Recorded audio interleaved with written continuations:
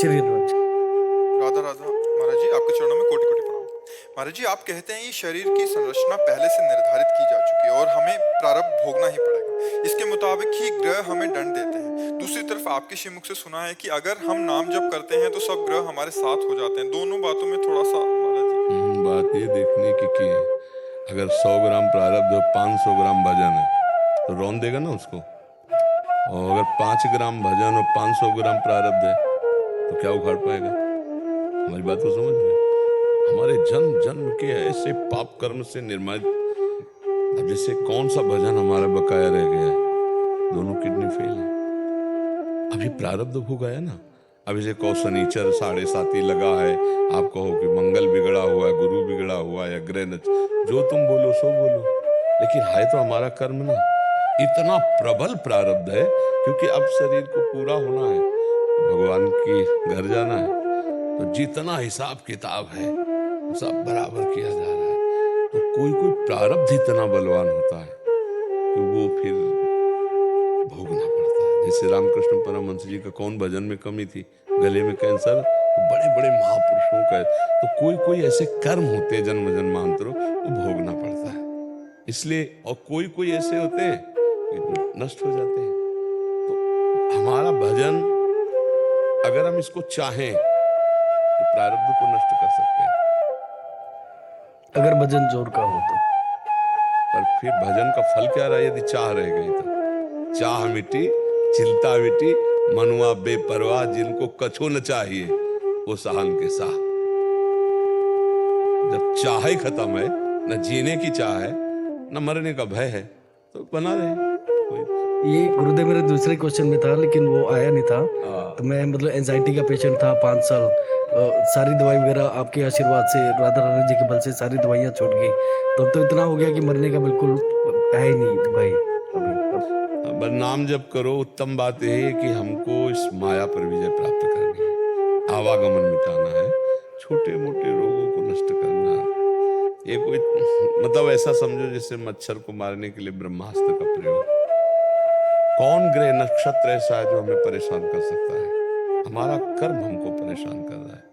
कोई ऐसा देवी देवता, कोई ऐसी शक्ति नहीं जो हमें परेशान कर सके, हमारा कर्म ही है। अब अगर हम उस कर्म को नष्ट करने में लगते हैं तो हमारी जो यात्रा है वो रुक जाएगी। इसलिए बड़े बड़े संत भोग लेते हैं और भगवान को प्राप्त हो जाते हैं।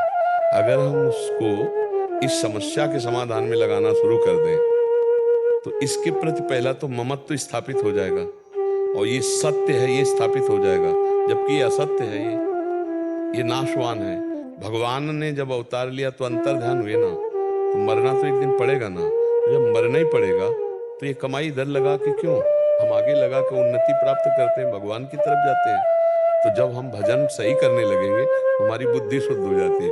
जब बुद्धि शुद्ध हुई तो इसका महत्व खत्म हो गया। इसका महत्व खत्म हुआ तो कष्ट झेल रहे हैं, कष्ट को सह रहे हैं, पर वो वस्तु प्राप्त हो। कितना आनंद रहता है हम हर समय कि हमारे पास वो शब्द नहीं जो हम आपको बता सके। ऐसे प्रतिपल उत्साह रहता है जहां से जैसे मरने से सबको डर लगता है ना, मैं इंतजार कर रहा हूं उस घड़ी का कि शरीर छूटे और जिनके लिए जीवन भर तड़पे हैं उनके समीप जाकर रहने को मिलेगा, अपने प्यारे के समीप रहने को मिले। मरने से सब जग डरा, मेरो मन आनंद, कब मरी हो कब भेटी हो पूर्ण परमानंद। आज शरीर छूटा मेरे प्रभु मिल गए, बस यही। अब जो कि प्रभु से जैसे किसी ने प्यार किया परिवार से, अब मरने की बात है तो घबरा नहीं जाएगा, क्योंकि जिससे प्यार किया वो सब छूट रह जाएंगे और जहां जाना उनसे प्यार है ले, और कहाँ जाना है कुछ पता ही नहीं है, और जहां जाना वहां के लिए कोई किराया खर्चा नहीं, तो घबरा तो जाएगा ये आदमी। और घबराता वो नहीं जिसने भजन किया है और जिसको पता है मुझे भगवान के पास जाना, मुझे प्रियाजू के पास जाना। अब अपने लोगों को जैसे प्रियाजू भी कहे कि तुम्हें हम अपने पास नहीं बुलाएंगे तो हमें कोई संशय थोड़ी होगा। प्रियाजू भी कह दे कि अपने पास नहीं बुलाएंगे, तुम धोखे में हो, तुम हमारे पास नहीं हो, तो हमको उस बात पर भी विश्वास नहीं होगा।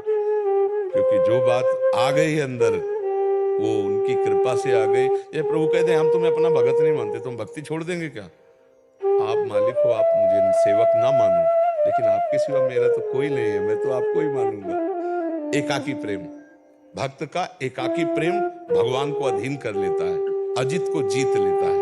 तो बड़ा मस्ती का विषय है।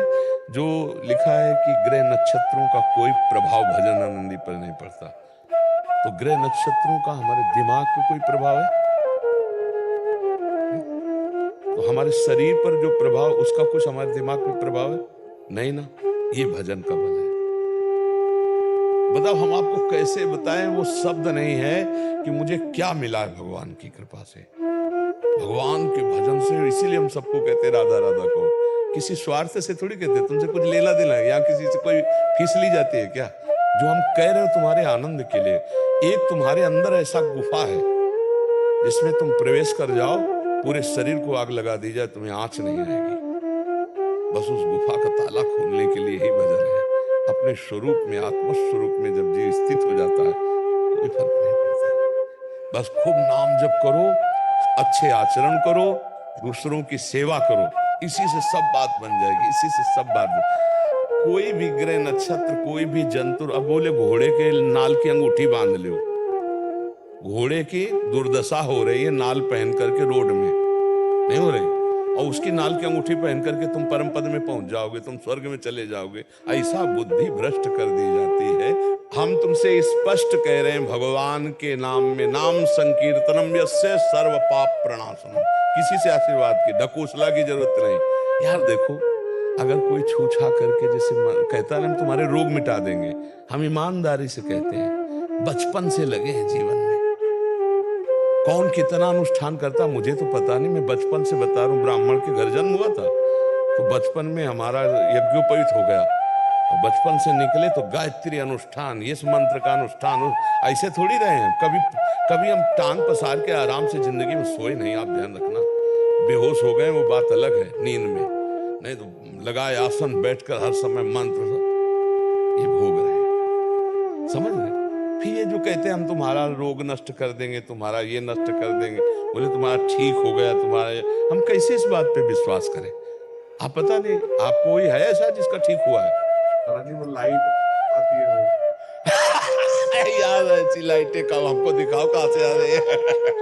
वो पेपर में बनाकर पोस्टर में लगा के लगाने वाली तो बात अलग बच्चा, लेकिन ऐसे कभी निकलती हुई है या फिल्म में आती होगी वो बात होगी, प्रकट है सीरियल में देखी। इन सब बातों में कुछ नहीं रखा।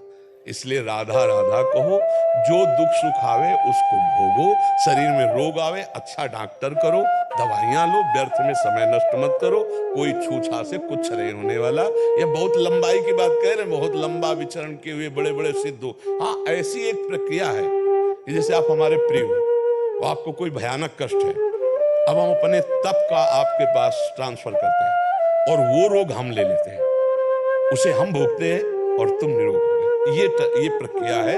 ये बड़े बड़े महापुरुषों ने ऐसा किया, अपने जनों के रोग को लेकर शरीर में भोगा, क्योंकि उनको कोई फर्क नहीं पड़ना, और अपने जनों, ऐसा प्रक्रिया नहीं है कि छू, ऐसी प्रक्रिया नहीं है। नहीं तो बहुत ऐसी प्रक्रियाएं, गोद में तड़प रहा है जटायु और प्राण त्याग दिया, वो भगवान के स्वरूप को प्राप्त होकर भगवत धाम गया। विचार, भगवान की गोद में है, भगवान उसको पुनः रख लेते, भगवान उसको बिल्कुल घाव रहित कर देते। भगवान है वो सब सामर्थ्यशाली, शरीर छूटा, भगवत रूप धारण किया, गीत देह तज धरि हरि रूपा, भगवान के धाम में गया। हमें लगता है छल कपट नाटक नौटंकी में न फंसा जाए, खूब नाम जप किया जाए, धर्म से चला जाए, दूसरों की सेवा की जाए, किसी से आशीर्वाद मांगने की जरूरत नहीं, अपने आप परम मंगल हो।